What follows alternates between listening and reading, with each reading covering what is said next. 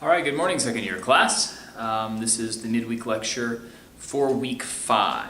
All right, last Friday, in last Friday's class, I promised you that we would go over intervals larger than an octave, so let's go ahead and jump right into that, if you will. All right, well, let's just start with the interval of an octave. Remember, with our principle of octave equivalence, we kind of reset the bar, and we do that, of course, with the names of the note. This is a C, and this is a C. We do that with the solfege syllables. This is do, and this is do. So with the principle of octave equivalence, the C and a C are heard really as kind of, really as the same note, brightening or darkening of the same note, rather than as a two-part harmony.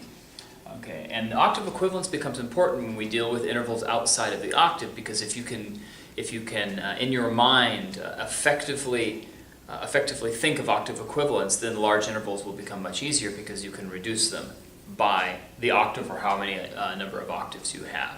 All right, let's warm up and sing in the octave. Let's go nice and low. It might be early in the morning when you're doing this. Do, do, do. Let's just try that. Just go back and forth in the octave. Do, do, do, do, do. Okay, so get ready for the larger intervals.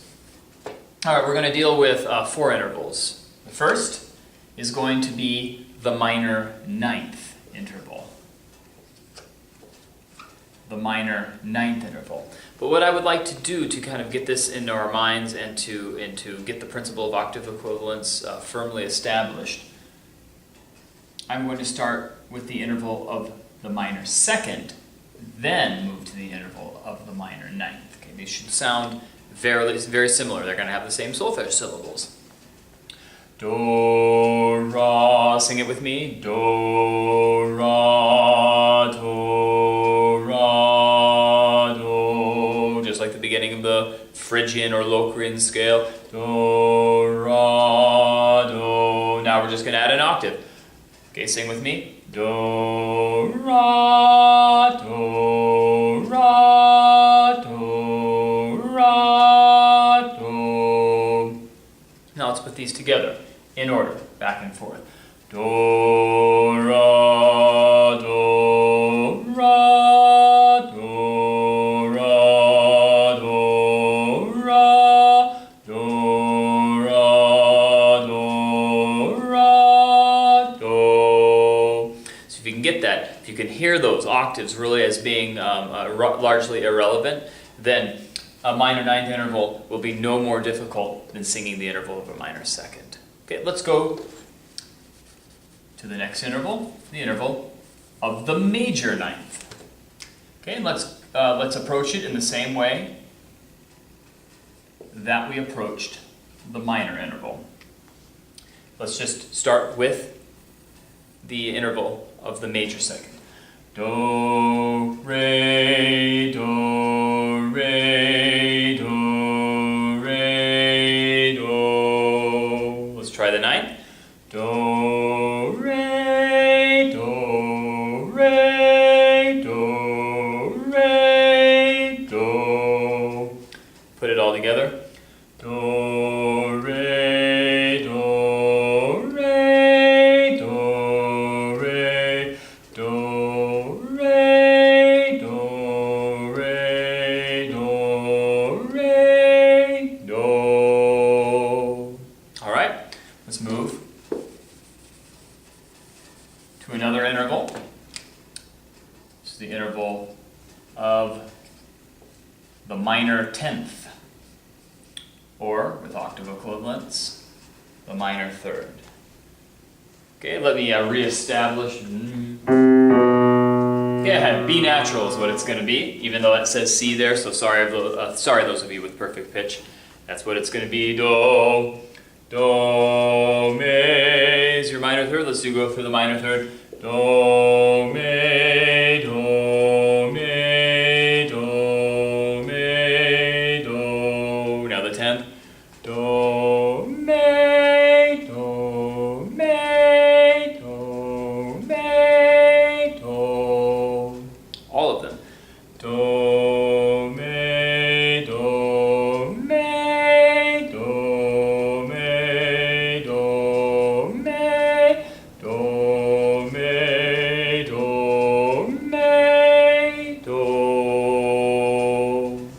right, we'll do one more. The interval of the major tenth.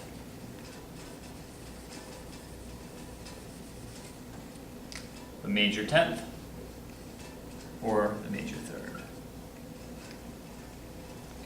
All right, do, mi. Let's just do the major third first. Do, mi, do, mi, do, mi, do. Now the major tenth. Do, mi, do, mi, do, mi, do. All together.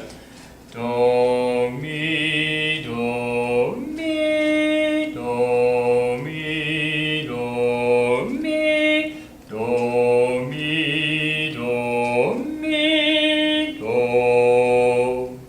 All right, so that's one way that you can think of intervals larger than an octave. I'm not going to go any further than that, just due to range. And you're not going to see, especially in melodic examples, you're not going to see an awful lot of intervals that are getting much bigger than the tenth, because for many people the tenth is actually the effective vocal range of a lot of people. Not for you. You are all trained musicians, and so will have larger ranges, but you aren't going to see very, very large leaps in vocal music. In instrumental music, certainly we'll see larger leaps than that, but not as much in vocal music. All right, let's go to harmonic dictation.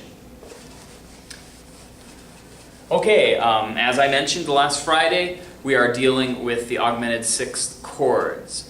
Your midweek lecture for week 4 treated the Neapolitan Sixth Chord and the Augmented Six Chord, specifically the German Augmented Six Chord. Let me just remind you of how we spell the different chords. Let me just put them in their root positions. Yeah, remember, first and foremost, every augmented sixth chord has the same root, every single one of them. There are, I don't want to say never because there's always an exception, but there are almost never any exceptions to the fact that all of these chords begin on the lower sixth scale degree, okay, on Le. Okay. For the German augmented sixth chord, once we establish the lower sixth scale degree, all we need to do, build a triad, a major triad, add the diminished sixth, and there we go. This is an enharmonically spelled major minor seventh chord. Okay, it doesn't have the same function, but that's what it will sound like. It will sound like a major minor seventh chord. Okay, the close relation to the German chord is the Italian. We begin it similarly with the lower sixth scale degree. We have the augmented sixth chord, we have the major third, and that's it. And that's it. These two are very difficult to distinguish, and it's mostly when we do our SATB harmonic dictations, you're just going to have to listen to inner voices and general voice leading to figure out if it's an Italian or a German, or if you've just got wonderful ears. I have a hard time distinguishing between these two, so I will not penalize you if you also have a difficult time doing so. And finally, the French chord begins the same way again. Okay, and it looks a little like the Italian, except we throw this tritone from the root. Okay, remember, this one had a very dissonant, very tense sound to it. So let me play each of these in order 2 times. I'll do German, Italian, French, then German, Italian, French. And of course, this is YouTube, so slide the slider back if you want to hear it again, so we can hear the differences. I will begin with German.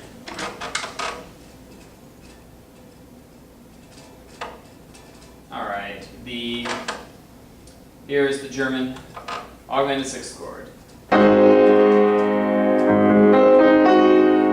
adding an octave. We can just take the octave away.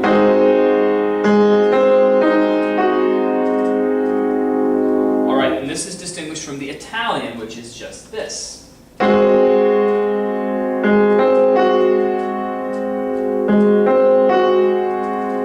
And now for the French chord.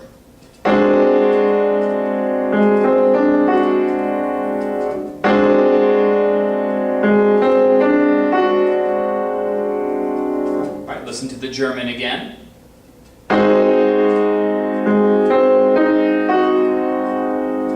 Now the Italian.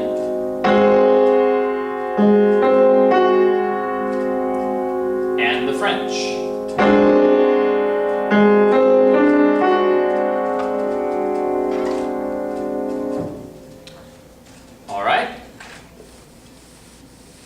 let's do a couple of dictations. And just a brief reminder of the Neapolitan chord. We call this the Neapolitan sixth because it is very often, almost always, found in first inversion. It is based on the lowered second scale degree, which would be Ra, and then built in first inversion. Remember, in the major mode, you need two accidentals for this chord. So there is a potential for confusion with the augmented six chords because they both have lowered sixth scale degree Le in them, but they're not the same quality at all, and their context, they're predominant, similar to the augmented six chord, but based on a major triad. All right. So first, let us do a dictation, starting bass only, as we always do. Okay. Do in the bass, one in the space. Okay, and this will be dealing with an augmented sixth chord, right? Which one it is will depend on you. So I'm going to play through it twice, bass only, and then I'm going to play it twice, SATB. Okay, and please, actually, why don't we number this? This will be, actually, that won't make any sense once I put that. This will be number 1.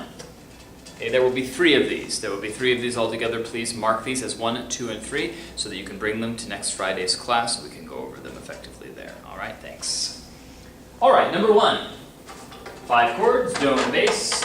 1 major 1 in the space. Here we are.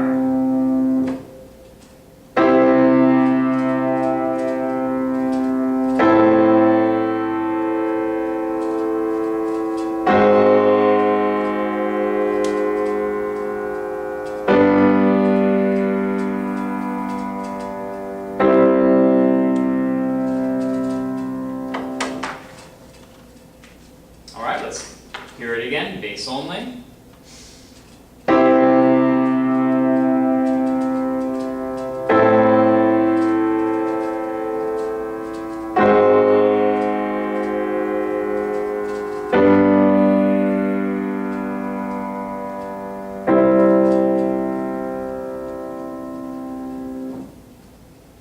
Okay, let's break it down into SATB. Now here's how I'm voicing the very first chord. So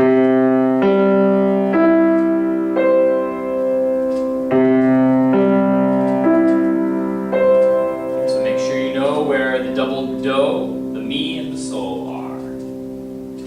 Okay, you should be able to guess fairly easily since this is my favorite voicing. All right.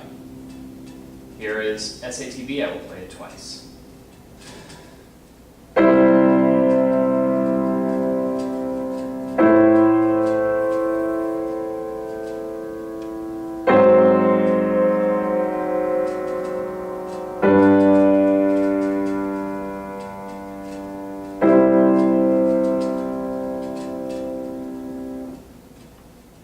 All right, again.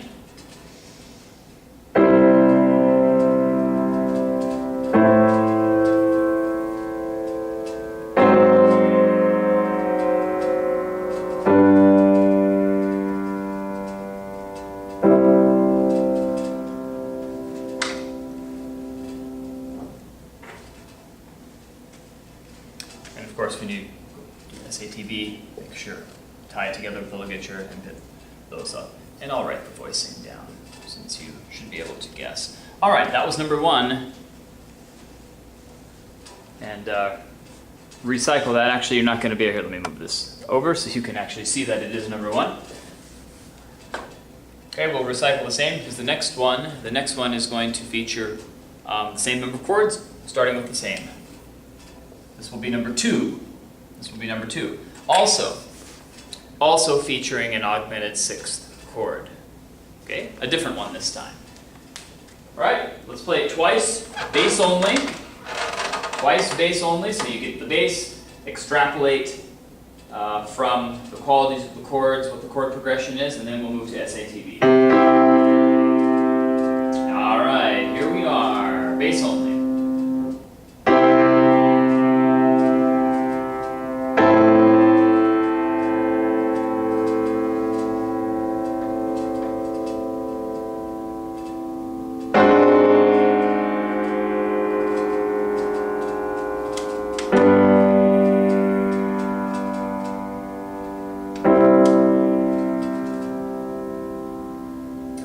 let's hear that again with actually a little bit more of a consistent tempo. I apologize. Here it is again.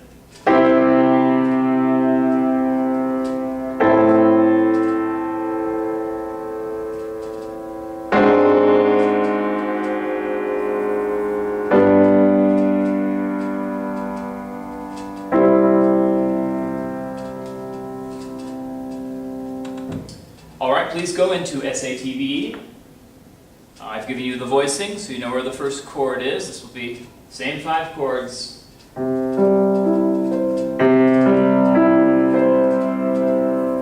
right. Remember, I will use principles of good voice leading. There will be no parallels, no cross relations, no spacing errors. Everything will be according to the rules. All right, 2 times through SATB.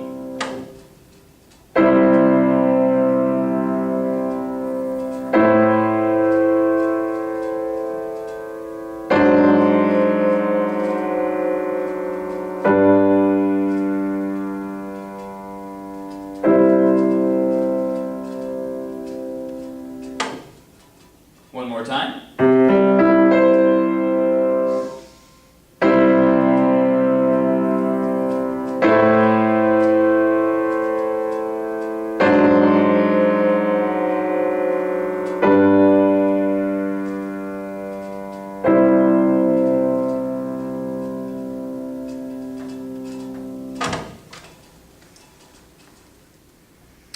All right, we are now ready for number 3.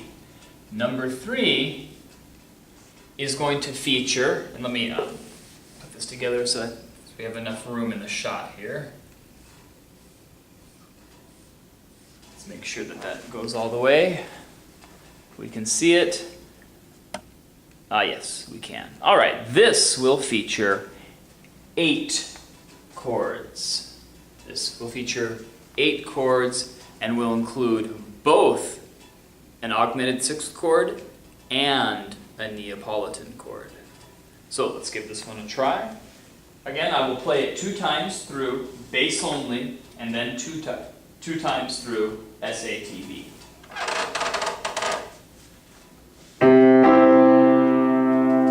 Again, you are welcome to listen to it as many times as you need in order to dictate it accurately, as best you can do. All right, here we go. Bass only.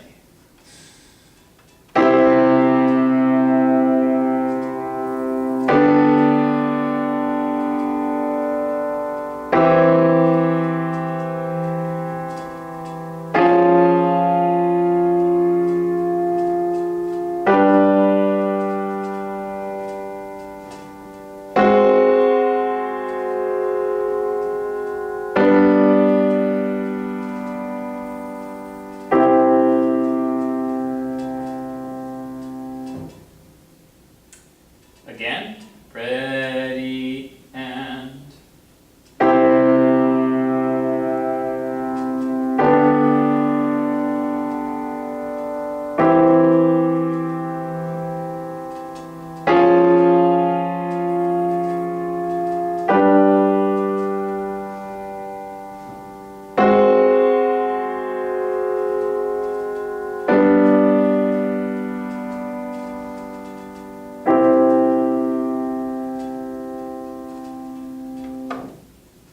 Okay.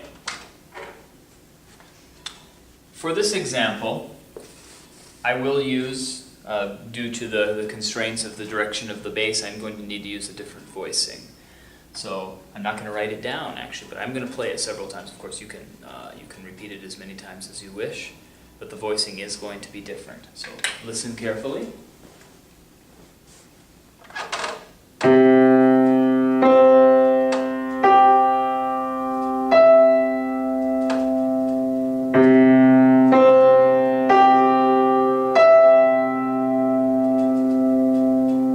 Trying to determine the voicing, remember, where is the double bass? Where is the 5th and where is the 3rd? All right, 2 times through this example. Here we go.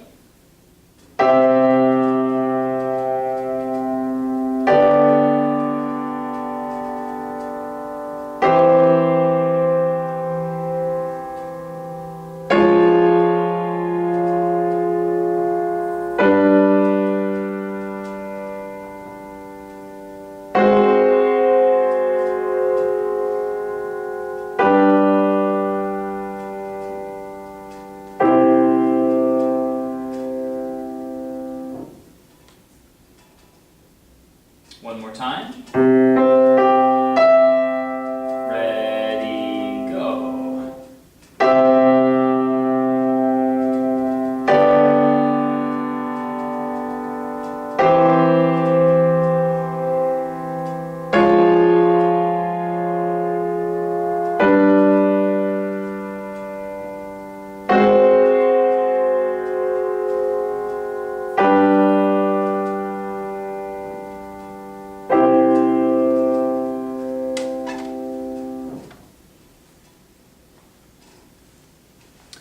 All right, that is all for the midweek lecture for week 5. Please have these marked 1, 2, and 3, and we'll be ready to discuss them and go over them in Friday's class. We'll see you then.